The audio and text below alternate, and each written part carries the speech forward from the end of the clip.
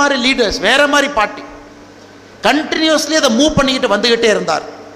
when finally when we had the chance, when Vajpayee Ayya came for the second term as the prime minister, he told his private secretary Shakti Sinha, he said please get Kalam கூட்டிட்டு வாங்க அப்படின்னு.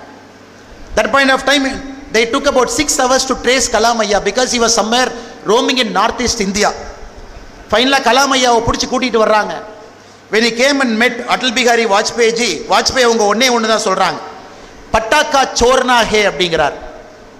தீபாவளி பட்டாசை வெடிக்கணும், தயார் பண்ணுங்க அப்படிங்கிறார். பட்டாக்கா சோர்னா ஹே அப்படின்னு கலாம் ஐயா. அதனால இது சாதாரணமாக நம்ம கலாம் ஐயாவை நினைக்கக்கூடாதுங்க.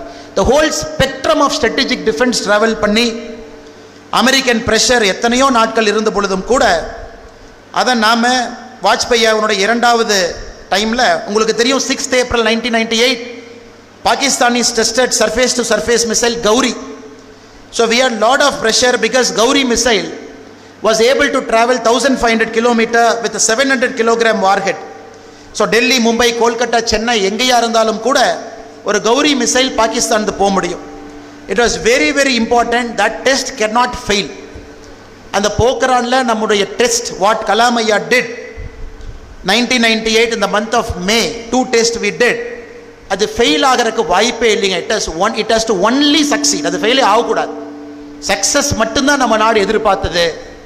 and APJ Abdul Kalam Ayya delivered it that day. May 11, May 13, 2 wonderful tests we did. The politics of our country changed forever.